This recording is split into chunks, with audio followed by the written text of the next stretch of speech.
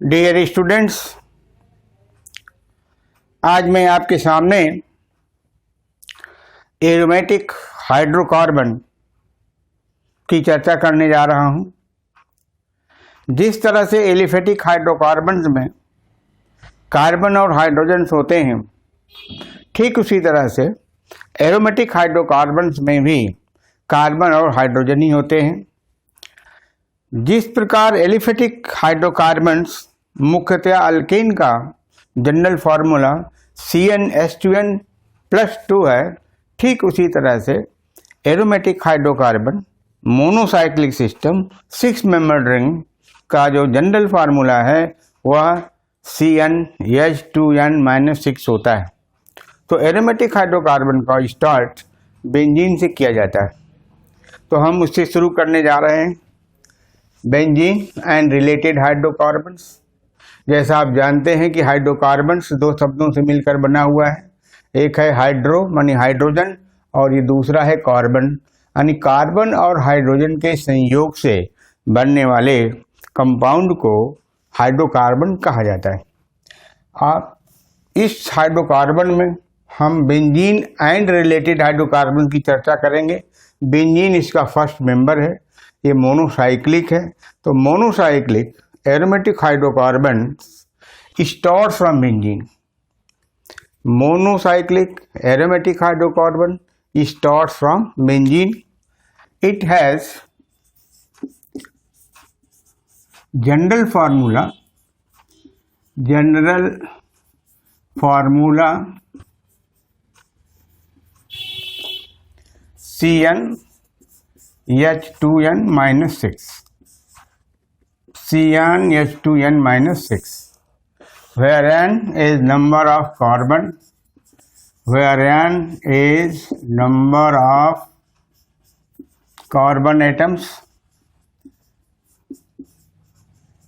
carbon atoms in the ring or out of the ring।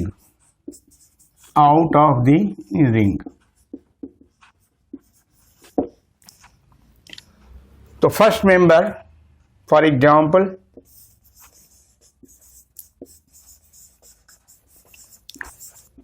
first member is benzene. This is cyclic structure, 6 member ring. This is benzene. Benzene is common name as well as IUPAC name. This is common name and IUPAC name. ये दोनों नाम है। Benzene को common name भी बोला जाता है और बेंजीन को IUPAC नामक्लेचर में भी इसे बेंजीन ही कहा जाता है। अब दूसरा इसका डेरिवेटिव बनाएं। एक हाइड्रोजन को हटा दिया बेंजीन रिंग से, तो अब ये हो जाएगा, ये सब्स्टिट्यूएंट माना जाएगा। इसका नाम टॉलुईन है। तो टॉलुईन इसका नाम है। ये टॉलुईन IUPAC नेम नहीं है बल्कि कॉमन नाम है, कॉमन नेम है। इसका IUPAC नेम है मेथाइल बेंजीन। क्योंकि इसका जो पेरेंट है, मेथाइल बेंजीन का जो पेरेंट है वो बेंजीन है। इसके हाइड्रोजन को मिथाइल ग्रुप से हटाया गया है, इसलिए इसके पेरेंट का नाम बदल के मिथाइल बेंजीन हो गया है, जो IUPAC सिस्टम का नाम है और टॉलुईन इसका कॉमन नेम है। यदि हम हाइड्रोजन को C2H5 से हटा दें, यदि हाइड्रोजन को C2H5 से हटा दें, CH2 CH3, ये रिंग ऐसे लगा दें, तो इसका नाम जो कॉमन नेम है इथाइल बेंजीन है और IUPAC नाम भी इसका इथाइल बेंजीन है। तो this is ethyl benzene both है, common name and IUPAC both, common and IUPAC name, दोनों में हम इसको बोलेंगे इथाइल बेंजीन। इथाइल सब्स्टिट्यूएंट है, बेंजीन रिंग के एक हाइड्रोजन को हटा करके इथाइल ग्रुप के द्वारा इसे बनाया गया है, इसका नाम होगा इथाइल बेंजीन। कॉमन भी वही, IUPAC नाम भी वही। अगर हम दो हाइड्रोजन को हटा देते, दो हाइड्रोजन को हटाएं तो जैसे देखिए ये बेंजीन है, इसके एक हाइड्रोजन को यहाँ से हटा दिया CH3 से, यहाँ से दूसरे हाइड्रोजन को हटा दिया, तो इसका नाम हो जाता है जाइलीन। जाइलीन, लेकिन दोनों CH3 अगल बगल के कार्बन पर हैं, इसलिए इसको बोलते हैं आर्थो या ओ जाइलीन। यह जो नाम है कॉमन है। इसका IUPAC नाम क्या होगा? 1 2 3 4 5 and 6। 1 दिस इज 2, तो 1 2 dimethyl benzene, 1 2 dimethyl benzene, ये नाम IUPAC का, IUPAC का। ये आइसोमेरिक फॉर्म में एग्जिस्ट करता है। This compound exists in 3 structural isomeric forms। ये जो जाइलीन है 3 आइसोमेरिक फॉर्म में एग्जिस्ट करता है, उसको मैं ऊपर बनाता हूँ।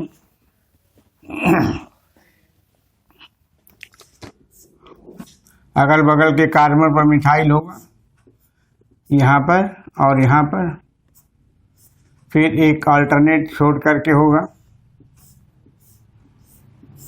अगर एक यहाँ है दूसरा यहाँ होगा,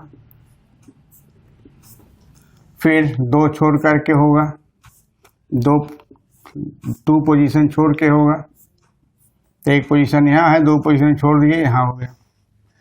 अगर हम CH3 नहीं भी रखते हैं तो माना जाता है कि CH3 है, लेकिन आपकी सुविधा के लिए हम लिख दे रहे हैं। नहीं भी लिखा जाएगा तो CH3 माना जाएगा, ध्यान रखिएगा। नहीं भी लिखा जाएगा, केवल उसी तरह से बॉन्ड बना के छोड़ दिया जाए तो उसका मतलब है CH3।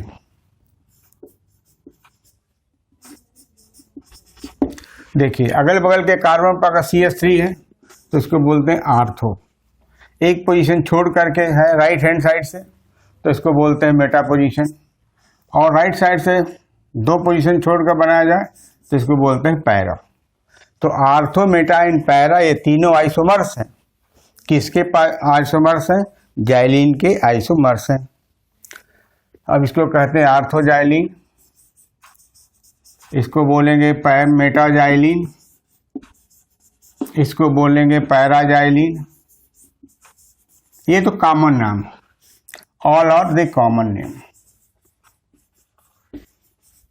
अब इसका नाम रखना होगा तो इसको बोलेंगे 1 2, तो इसको 1 2 dimethyl benzene, IUPAC name है। इसका होगा 1 2 and 3, तो इसका होगा 1 3 डाई मेथाइल बेंजीन।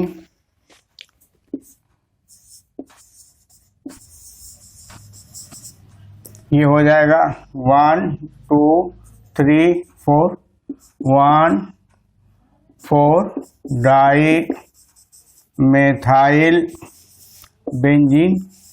ये आइसोमेरिक फॉर्म में है। तो ये तो मैंने स्ट्रक्चर बता दिया, बेंजीन का बता दिया, उसके मोनो सब्स्टिट्यूएंट लगा करके भी दिखा दिया। मोनो सब्स्टिट्यूटेड बेंजीन दिखा दिया, डाई सब्स्टिट्यूटेड बेंजीन दिखा दिया। डाई सब्स्टिट्यूटेड बेंजीन के 3 स्ट्रक्चरल आइसोमर्स बनते हैं, उसको भी बता के दिखा दिया।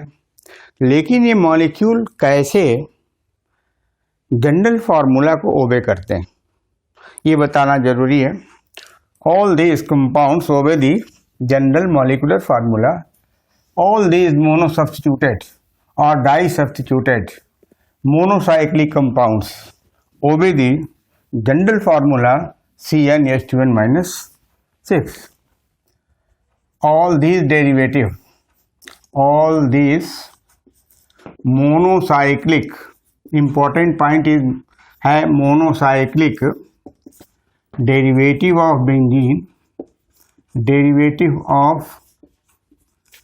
benzene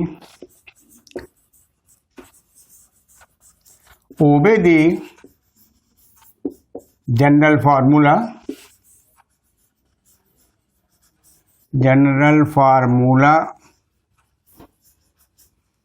CnH2n-6. CnH2n-6 ये ध्यान देने की बात है। यह number of carbon atom example के द्वारा हम समझा रहे हैं। जैसे मान लिया बेंजीन है, बेंजीन में कार्बन एटम की संख्या 6 है, तो इसका जो मॉलिक्यूलर फार्मूला होगा, मॉलिक्यूलर फार्मूला जो बनाया जाएगा वो है 6 कार्बन एटम है और 6 हाइड्रोजन्स हैं। तो ये जो होगा जनरल मॉलिक्यूलर फार्मूला, अगर यहाँ 6 रखते हैं, यहाँ पर 12 हो जाएगा, 12 में से 6 को माइनस करेंगे 6 बचेगा। तो ये general molecular formula C6H6 obeys CnH2n-6। ये इसका मॉलिक्यूलर फार्मूला है C6H6, इसको ओबे कर रहा है। ऐसे ही अगर हम यहाँ पर मेथाइल कर दें, टॉल्यूइन हो गया, नाम ऑलरेडी मैं दिख चुका हूँ। इसका मॉलिक्यूलर फार्मूला क्या बनेगा? मॉलिक्यूलर फार्मूला देखिए यहाँ पर कितने कार्बन एटम हो गए? 7 कार्बन एटम हो गए। और हाइड्रोजन कितना हुआ? 1 2 3 4 5 हाइड्रोजन तो छिपे हुए हैं, 3 बाहर है, दिख रहा है, 8 हो गया। अब इसको ये फॉलो करता है कि नहीं, आपको देखना है। CnH2n-6 को ओबे करता है कि नहीं? ओबेज। अगर हम 7 करें और यहाँ पर 14 यानी 14 हो जाएगा, उसमें से 6 घटाएंगे तो 8 बनेगा। तो मॉलिक्यूलर फार्मूला सही है, इस नियम का पालन करता है ये भी। जैसे मान लिया इसका, ये तो मेथाइल है, इथाइल को लेकर देखिए,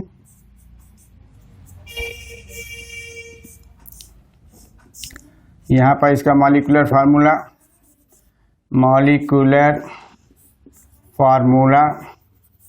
क्या बन रहा है? कार्बन हो गया, 6 तो रिंग का हुआ, 2 बाहर है, साइड चेन में है, C8 हो गया। हाइड्रोजन देखिए, हाइड्रोजन नीचे 5 है और 5 ऊपर है, तो कितना हो जाएगा? 10। 1 2 3 4 5 7 और 10 हो गया।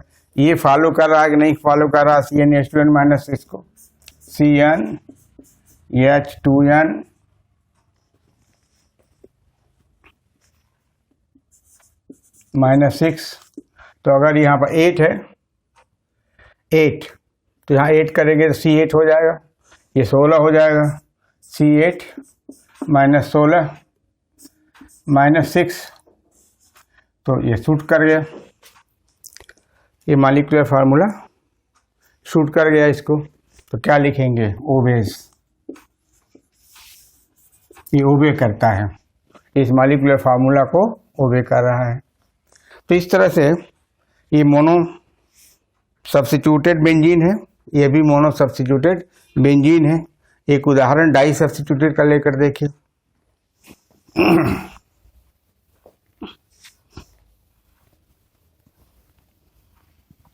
डाई सब्स्टिट्यूटेड में सब्स्टिट्यूशन किसी भी पोजीशन पर कर दीजिए, कोई फर्क नहीं पड़ेगा। ये CH3 है, ये CH3 है। इसका मॉलिक्यूलर फार्मूला ये अपने से काउंट कर लीजिए। 6 तो रिंग के अंदर हैं, 1 2 3 4 5 एंड 6, 2 बाहर हैं, तो C8 हो गया। हाइड्रोजन देखिए, जो छिपे हुए हाइड्रोजन हैं 1 2 3 4, जो दिखाई दे रहे हैं वो 6 10 हो गया। तो ये भी ओबे करता, ओबेज CnH2n-6, दोनों का मॉलिक्यूलर फार्मूला सेम है। एक्चुअली इसको बताने की ज़रूरत क्या है, कभी कभी जब रिएक्शंस ऐसे आते हैं, रोड मैप के जो रिएक्शंस आते हैं, और उस रिएक्शन में जब स्टूडेंट्स को ये उत्तर ये देना होता है कि इससे इसका रिएक्शन हुआ A बना, B पर इसका रिएक्शन हुआ, A पर इसका रिएक्शन हुआ B बना, B से रिएक्शन से C बना, तो आपको बताना होता है कि कौन सा A है, कौन सा B है और कौन सा C है। इसके लिए ज़रूरत पड़ती है, जैसे एक क्वेश्चन दे दिया जाए, जैसे फिनॉल है, फिनॉल को कहा कि जिंक के साथ हीट किया, फिनॉल को जिंक के साथ हीट किया, हीट करने पर कहा कि ये जो कंपाउंड बनता है वो C6H6 बनता है। जो बना हुआ कंपाउंड है उसका मॉलिक्यूलर फार्मूला C6H6 है। तो अब C6H6 अगर मॉलिक्यूलर फार्मूला है तो आपको मालूम होना चाहिए कि यह किसको सेटिस्फाई कर रहा है। CnH2n+2 को सेटिस्फाई करता है, CnH2n-2 को सेटिस्फाई करता है, या CnH2n को सेटिस्फाई करता है। देखेंगे तो तीनों को सेटिस्फाई नहीं करता।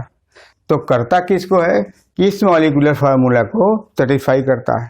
तुरंत आपको समझ में आ जाएगा कि यह कंपाउंड एरोमेटिक है, मोनोसाइक्लिक है। इसी के लिए, इसी को ध्यान में रखते हुए हम आपको बता रहे हैं, मॉलिक्यूलर फार्मूला का मैच कराते हैं, इनके मॉलिक्यूलर फार्मूला पर को जनरल फार्मूला से मैच करा रहे हैं। तो मैचिंग ठीक बैठ रही है। आप भी घर पर कुछ मोनोसाइक्लिक सिस्टम में देखिएगा। लेकिन अगर सिस्टम बाईसाइक्लिक है तब क्या होगा। नेक्स्ट पॉइंट है, when compound is fused, when compound is fused bicyclic containing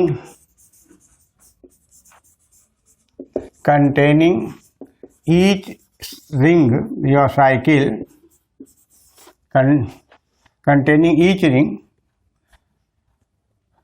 with 6 carbon atom, with 6 carbon atoms,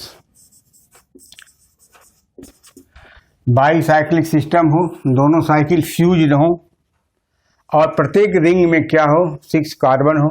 तो when compound is fused bicyclic containing each ring with 6 carbon atom, then general formula is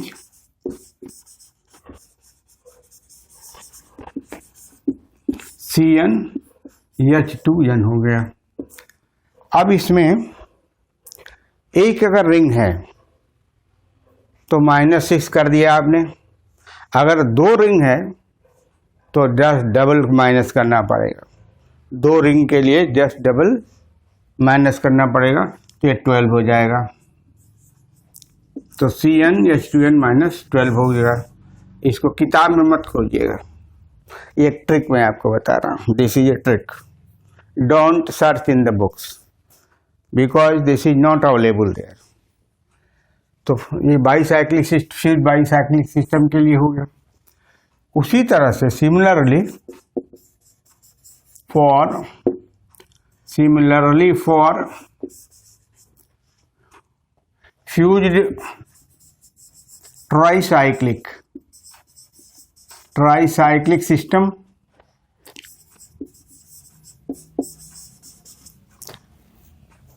of hydrocarbons.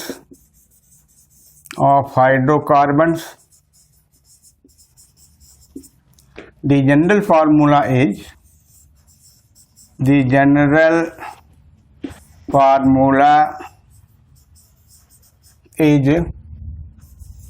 Tricyclic है, mind करिएगा, tricyclic 3 cycle इसके अंदर है।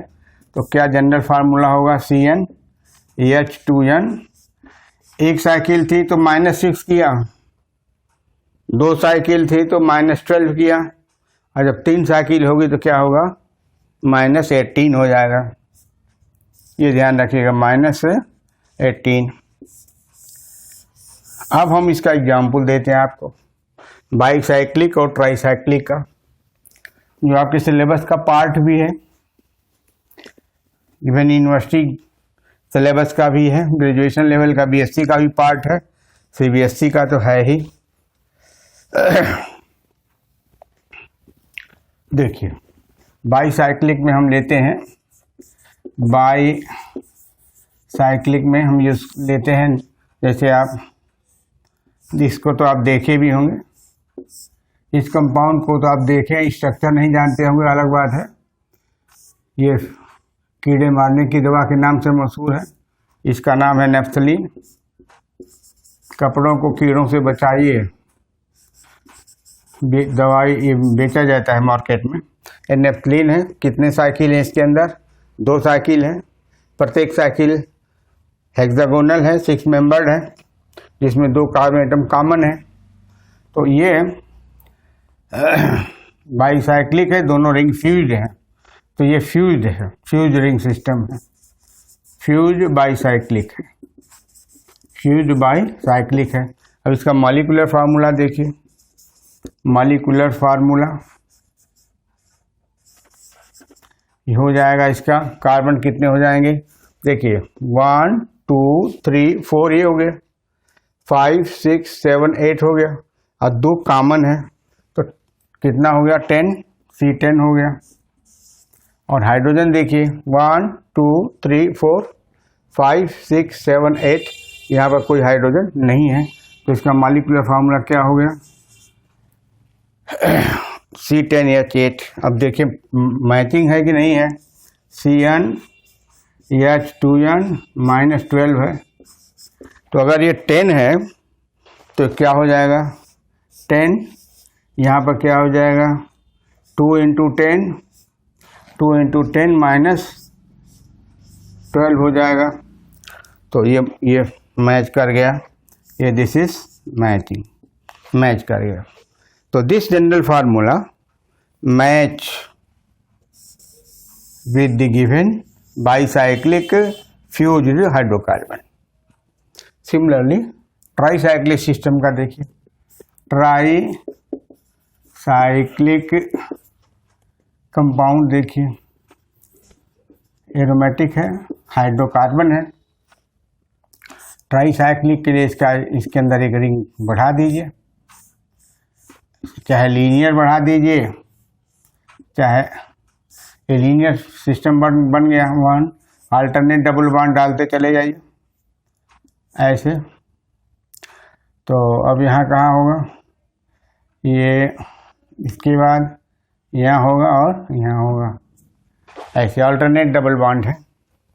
देखिए, check कर लीजिए, ऐसे करिए, या इसी का आइसोमेरिक फॉर्म में दूसरा भी है ऐसे, और यहाँ से फ्यूजन कर दीजिए इस भुजा पर, इस भुजा से कर दिया फ्यूज। 2 तो कॉमन है, यहाँ पर दोनों कॉमन है, यहाँ पर फ्यूजन यहाँ से है और इधर से, लेकिन इसमें यहाँ पर हो गया। तो इसको ऐसे करिए, फिर अल्टरनेट ऐसे, फिर अल्टरनेट यहाँ जाएगा, फिर यहाँ आएगा ऐसे। तो इसको नीचे वाले का नाम होता है फिनेंथ्रीन, ये हाइड्रोकार्बन है, फिनेंथ्रीन है, और ऊपर वाले का एंथ्रासीन है। एंथ्रासीन है। ये दोनों ही हाइड्रोकार्बन्स हैं, लेकिन रिंग कितनी है? 3 है, और तीनों रिंग एक दूसरे से फ्यूज्ड है। तो फ्यूज्ड ट्राइसाइक्लिक कंपाउंड है ये, फ्यूज्ड ट्राइसाइक्लिक कंपाउंड है। यहाँ पर यह भी फ्यूज्ड बाईसाइक्लिक है। अब इसमें देखिए मॉलिक्यूलर फार्मूला मैच करता है कि नहीं। इसमें से -18 करना पड़ेगा, तो इसका मॉलिक्यूलर फार्मूला पहले आप देख लीजिए क्या है। दोनों का मॉलिक्यूलर फार्मूला सेम होगा, इसका और इसका दोनों का मॉलिक्यूलर फार्मूला सेम होगा। मॉलिक्यूलर फार्मूला काउंट करना पड़ेगा। 1 2 3 4 5 6 7 8 9 10 11 12 13 14। इसका मॉलिक्यूलर फार्मूला C14 हो गया। H देखिए 1 2 3 4 5 6 7 8 9 और 10 हो गया। ये मॉलिक्यूलर फार्मूला 10 हो गया। जनरल फार्मूला CnH2n-18 हो जाएगा। अब ये देखना है कि मैचिंग है कि नहीं है। अगर यहाँ पर C की जगह पर 14 कर दें, यहाँ 14 दूनी 28 हो जाएगा। 28 में से 18 घटा दीजिए तो मैच कर गया। तो ये मैचिंग है। तो इस तरह से हमने आपको जनरल फार्मूला बताया CnH2n-6 मोनोसाइक्लिक के लिए, बाईसाइक्लिक सिस्टम के लिए CnH2n-12 कर दिया, और फ्यूज ट्राईसाइक्लिक सिस्टम के लिए CnH2n-18 कर दिया। तो इस तरह से मैंने देखा ये सभी जो जनरल फार्मूला मैंने आपको बताए हैं, ये सिंपली बाद के जो दो हैं वो तो एकदम ट्रिक है। हो सकता है कि पहला वाला मिल जाए, लेकिन यह बड़ा सूट करता है। यह ट्रिक जो है, इस ट्रिक के आधार पर कहीं भी रिएक्शन के मध्य में कोई प्रोडक्ट बनता है और उसका मॉलिक्यूलर फार्मूला लिखा हुआ है और वो हाइड्रोकार्बन है, यानी कार्बन और हाइड्रोजन उसके अंदर है, तो तुरंत पकड़ने में बड़ा मदद मिलता है कि यह ओपन चेन का हाइड्रोकार्बन है, कि क्लोज चेन में मोनोसाइक्लिक सिस्टम का है, या फ्यूज्ड बाईसाइक्लिक है, या फ्यूज्ड ट्राईसाइक्लिक है। स्टूडेंट्स को बड़ा फायदा होता है, इसलिए बताना जरूरी है। अब हम इस इंफॉर्मेशन देंगे, क्योंकि जो की कंपाउंड है एरोमेटिक केमिस्ट्री का, जो की कंपाउंड है वो बेंजीन है। की कंपाउंड ऑफ एरोमेटिक केमिस्ट्री जो है, उसका जो की कंपाउंड है वो बेंजीन है। तो हम आपको कुछ informations about the benzene, information about the benzene.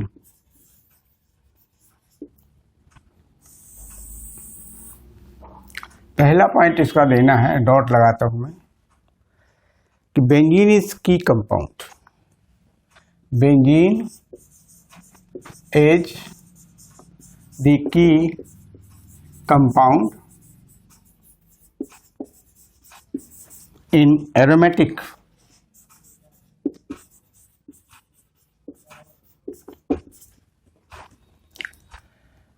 hydrocarbons in aromatic chemistry. In aromatic chemistry, benzene itself क्या है? Benzene itself is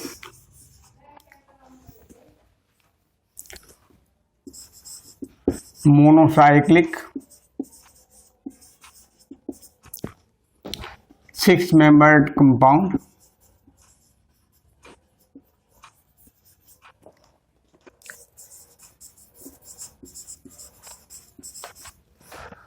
with symmetrical structure, symmetrical structure. अब सिमेट्रिकल कैसे? ये आपका बेंजीन है। इस बेंजीन को किसी भी प्लेन पर काटते हैं, इस प्लेन पर काटते हैं, तीन ही प्लेन है आप जानते हैं, इस प्लेन पर काट रहे हैं, इस प्लेन पर काटते हैं या इस प्लेन पर काटते हैं, तो इसके टू इक्वल हाफ बनते हैं। किसी भी प्लेन में, अगर ये आपका प्लेन x मानते हैं, इसको आप y मानते हैं, इसको z मानते हैं, तो किसी भी प्लेन के अलोंग इसको कट किया जाए तो इसके दो इक्वल हाफ बनते हैं। जैसे मैथमेटिक्स में पढ़ाया जाता है कि ये स्टैंडिंग लाइन है, ये स्लीपिंग लाइन है, ये स्लॉन्ट लाइन है। तीन तरह की लाइन छोटे छोटे बच्चों को केजी में पढ़ाया जाता है। कहा जाता है कि स्टैंडिंग लाइन खींचो, ऐसे बच्चा खींचता है, स्लीपिंग लाइन खींचो, ऐसा खींचता है, स्लॉन्ट लाइन खींचो, ऐसा खींचता है।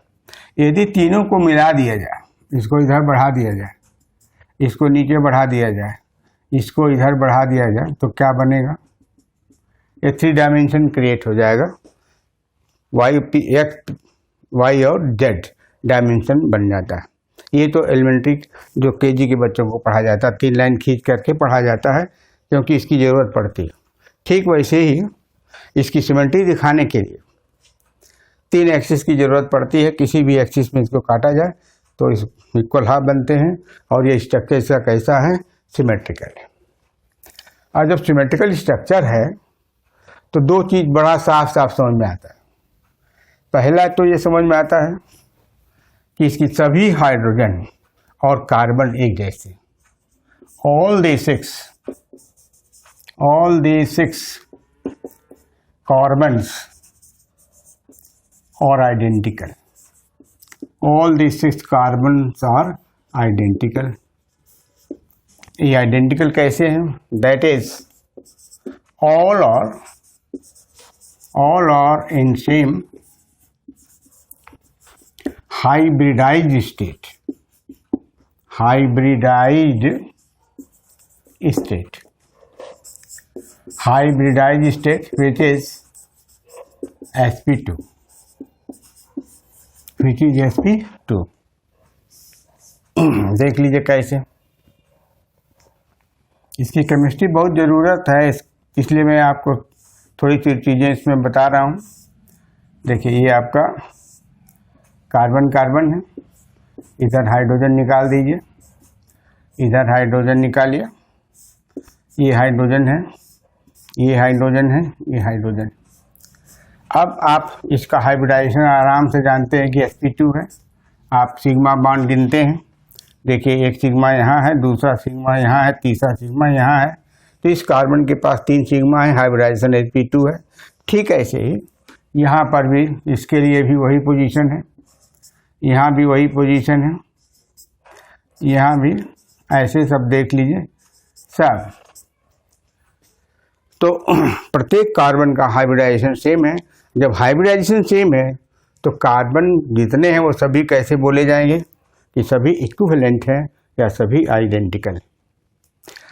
अब जब sp2 हाइब्रिडाइजेशन है तो कार्बन कार्बन की बॉन्ड लेंथ भी आइडेंटिकल होगी, क्योंकि जो एक कार्बन का अगर sp2 हम बनाएं ऐसे, ये कार्बन है, sp2 बनाना है तो इसको ट्राइगोनल बनाना पड़ेगा, ऐसे करना पड़ेगा। तो इसके 3 हाइब्रिड ऑर्बिटल्स होंगे। एक हाइब्रिड ऑर्बिटल ऐसे बना दीजिए, दूसरी हाइब्रिड ऑर्बिटल ऐसे बनाइए, तीसरी sp2 को ऐसे बना दीजिए। sp2 ये सभी हैं, तो दूसरे कार्बन के sp2 भी ऐसे ही होंगी। तो ये sp2 जब ओवरलैप करेगी, दूसरे कार्बन के sp2 से ओवरलैप करेगी, तो जो बॉन्ड लेंथ होगा कार्बन कार्बन का आइडेंटिकल होगा। तो ये बॉन्ड लेंथ भी सेम है, यह मैं लिख देता हूँ। cc bond length, cc carbon carbon bond length a same, बराबर बराबर है। और इसकी बॉन्ड लेंथ जो आती है वह 1.39 एंगस्ट्रॉम यूनिट आती है, 1.39 एंगस्ट्रॉम यूनिट आती है। आपको पता होगा कि अगर ओपन चेन का एल्केन है तो अल्केन का carbon carbon bond length 1.50 angstrom unit होता है। 1 cc bond length in case of alkane अगर है, अल्कीन है, अल्केन, तो cc बॉन्ड लेंथ इसका 1.54 एंगस्ट्रॉम यूनिट है। अगर अल्कीन है तो अल्कीन में जो बॉन्ड लेंथ कार्बन कार्बन के बीच है वह है 1.33 एंगस्ट्रॉम यूनिट है। लेकिन इसकी जो बॉन्ड लेंथ है 1.39 एंगस्ट्रॉम यूनिट है, यानी कार्बन कार्बन सिंगल बॉन्ड जो अल्केन का है उससे कम, लेकिन अल्कीन के कार्बन कार्बन डबल बॉन्ड से ये ज़्यादा है। तो इसलिए इसकी जो बॉन्ड लेंथ है इन बिटवीन है अल्केन और अल्कीन के कार्बन कार्बन बॉन्ड लेंथ से। तो all the carbon carbon bond length are identical. All the carbon bond length is identical. Next point ये है कि जब अब नंबर आता है कार्बन और हाइड्रोजन बॉन्ड लेंथ की, all the carbon hydrogen bond length, carbon hydrogen bond length, क्योंकि ये CsP2 है, प्रत्येक में कार्बन एक हाइब्रिडाइज sp2 हाइब्रिडाइज स्टेट में है। तो जब ये सब sp2 कार्बन और हाइड्रोजन के बीच का बॉन्ड है तो यहाँ का S हो जाएगा और यहाँ का ये ओवरलैप होगा, तो जो बॉन्ड बनेगा वो प्रत्येक में यही होगा। तो all the carbon hydrogen bond length is equivalent और आइडेंटिकल, ये भी है। अब अगला पॉइंट ये देखना है कि जब सभी हाइड्रोजन सेम है तो मोनो सब्स्टिट्यूशन बेंजीन का किसी से भी करा सकते हैं, किसी हाइड्रोजन को हटा दीजिए, मोनो सब्स्टिट्यूशन प्रोडक्ट एक ही बनेगा क्योंकि सभी हाइड्रोजन एटम सेम इक्विवेलेंट है। Benzene gives only one mono substitution product,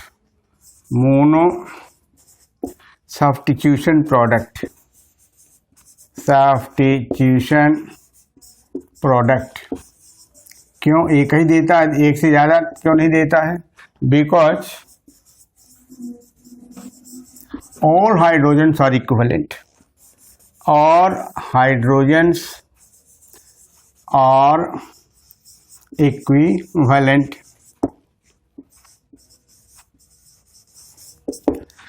अब यहाँ पर बता देना जरूरी कि आप अल्कीन पढ़ चुके हैं, अल्काइन पढ़ चुके हैं। अल्कीन के केस में सभी कार्बन हाइड्रोजन बॉन्ड इक्विवेलेंट नहीं है, अल्काइन में भी सभी कार्बन हाइड्रोजन बॉन्ड इक्विवेलेंट नहीं है। लेकिन बेंजीन जो एरोमेटिक हाइड्रोकार्बन है इसके सभी कार्बन और हाइड्रोजन इक्विवेलेंट है। तो हाइड्रोजन इक्विवेलेंट है तो हाइड्रोजन को हटाने से ही सब्स्टिट्यूशन रिएक्शन प्रोडक्ट बनता है। जब हाइड्रोजन हटाया जाएगा तभी प्रोडक्ट बनेगा। तो मोनो सब्स्टिट्यूशन प्रोडक्ट एक ही बनता है चाहे कोई हाइड्रोजन इसमें से हटा दिया जाए, क्योंकि सभी हाइड्रोजन एटम्स इक्विवेलेंट। अब सवाल आता है कि इसमें वन बॉन्ड एंगल कितना होता है और इनकी संख्या क्या है। अगर हम ये बनाएं, देखिए थोड़ा बड़ा बनाना पड़ेगा, ये ऐसा, ये हाइड्रोजन हाइड्रोजन हाइड्रोजन, यहाँ भी हाइड्रोजन है, यहाँ भी हाइड्रोजन है। प्रत्येक कार्बन sp2 हाइब्रिडाइज स्टेट में है, sp2 हाइब्रिडाइज स्टेट में है। इसका मतलब ट्राइगोनल हर कार्बन में है, ट्राइगोनल स्ट्रक्चर है प्रत्येक कार्बन का। जब ट्राइगोनल होगा तो ये बॉन्ड एंगल 120 डिग्री का होगा, ये भी बॉन्ड 120 डिग्री का होगा और यह भी बॉन्ड 120 डिग्री का होगा। तो बॉन्ड एंगल ऐसे कह सकते हैं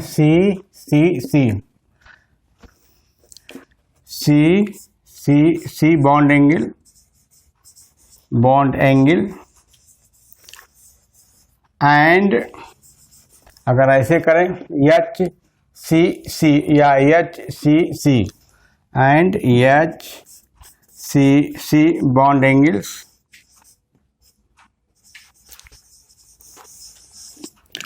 और of 120 degree are of 120 degree 120 degree क्यों? क्योंकि सभी कार्बन sp2 हाइब्रिडाइज स्टेट में है और जब कार्बन sp2 हाइब्रिडाइज स्टेट में होता है तो उसकी जो हाइब्रिड ऑर्बिटल का ओरिएंटेशन होता है वह 120 डिग्री का कोण बनाते हुए होता है।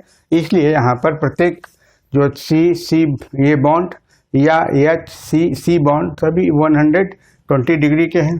अब ये देखना कि इसमें टोटल नंबर ऑफ 120 के कितने बॉन्ड एंगल्स होते हैं, तो इसमें लिख सकते हैं total number of bond angles of 120 degree और काउंट करना पड़ेगा। इस कार्बन पर 3 हैं तो प्रत्येक कार्बन पर 3 हो गए, 6 कार्बन हैं तो एक पर 3 है तो 18 और 18 हैं इसमें 120 डिग्री के 18 बॉन्ड एंगल्स हैं। Each carbon carries 3 bond angle of 120 degree. यह भी एक इम्पॉर्टेंट एस्पेक्ट है। बॉन्ड लेंथ भी इम्पॉर्टेंट एस्पेक्ट कार्बन की है। कार्बन और हाइड्रोजन की बॉन्ड लेंथ इम्पॉर्टेंट है क्योंकि सब्स्टिट्यूशन के बाद जो प्रोडक्ट बनेगा वो एक ही तरह का बनता है और इसके अंदर जो बॉन्ड एंगल है वो इतने डिग्री का होता है। अब हम नेक्स्ट जो मेरा वीडियो बनेगा वो molecular orbital diagram of benzene से संबंधित होगा। उसकी भी बड़ी अच्छी केमिस्ट्री है और उसकी केमिस्ट्री जब आप समझ लेंगे तो बहुत सारे जो मैकेनिज्म्स हैं इलेक्ट्रोफिलिक सब्स्टिट्यूशन रिएक्शंस के मैकेनिज्म, हैलोजनेशन है, नाइट्रेशन है, सल्फोनेशन है, फिडेल क्रॉफ्ट एल्काइलेशन है, फिडेल क्रॉफ्ट एसाइलेशन है, उसको समझने में आपको सुविधा होगी। तो आज का लेक्चर बस इतना ही। Thank you very much.